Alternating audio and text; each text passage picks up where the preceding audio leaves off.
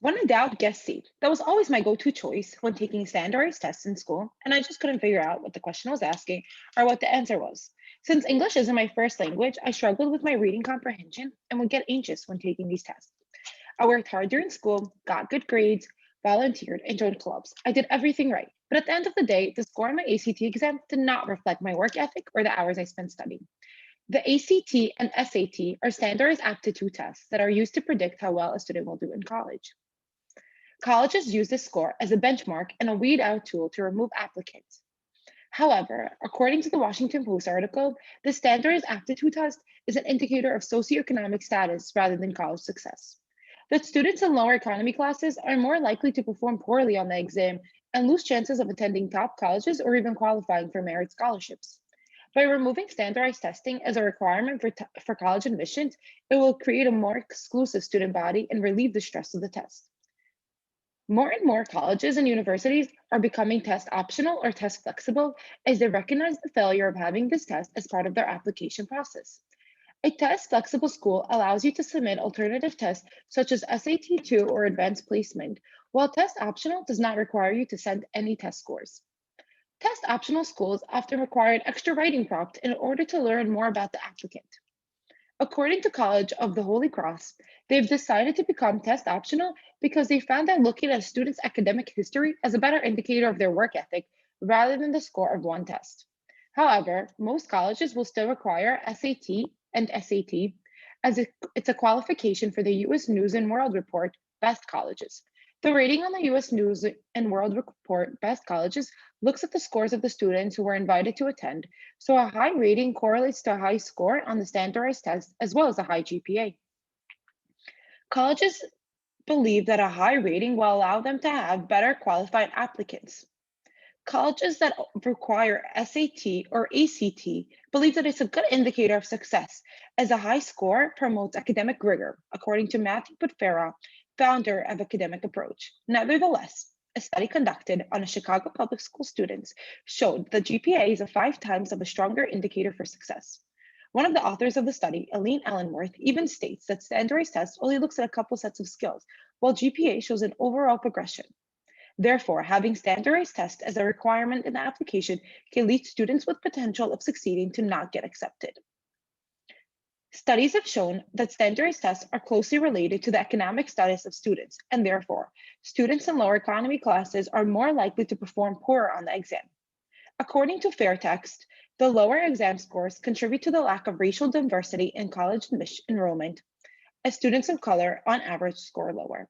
Well-researched students have more means to invest money in tutoring and test preparation, which allows them to score higher on the exam. Eloy Oakley, Chancellor of California Community Colleges, believed that these tests show the economic status of students rather than their performance. Traditionally, standardized tests favor white, middle class students by testing knowledge fundamentally known by white students. When replicating the exam for future years, the questions kept on favoring white students and put Black and Latinx students at a disadvantage. When colleges become test optional, they noticed that the ethnic diversity increased almost as much as 90%, according to Wake College. Jonathan Lash, president of Hampshire College, also noted an increase in diversity when removing the SAT requirement, as the test is strongly biased against low income students and the students of color. He states that a college that values diversity, like Hampshire College, would become test optional. The summer before my senior year of high school, like many other students, I was studying for the exam. I was determined to understand how the tests work since this is a uniform test across the states. The test needed to be comparable to past exams and therefore have a common pattern in its questions. I noticed that taking the ACT wasn't a matter of understanding the material, but being a good test taker, which I was not. The heavy focus on reading comprehension and grammar had led me to feel stressed and anxious when taking the exam.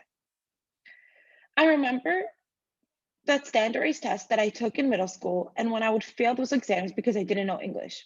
I felt like I wasn't good enough or smart enough, but in reality, those tests weren't for my level. My low score wasn't an indicator for my work ethic or my strive to do well in the future. According to the School of Education online system, they noticed how the test has an emphasis on math, writing, and reading, while lacking history, art, and electives. When colleges and universities becomes test optional, they are showing that they're looking at the whole student holistically. Like myself, Jonathan Lash notes that some students get stressed before the test because of its importance. He states that a bad score doesn't reflect on someone being a bad student. Matthew Chingos, Vice President of Education, Data and Policy at the Urban Institute, like many others, stresses that high school habits, such as good grades and joining clubs, are more relevant to succeeding in college.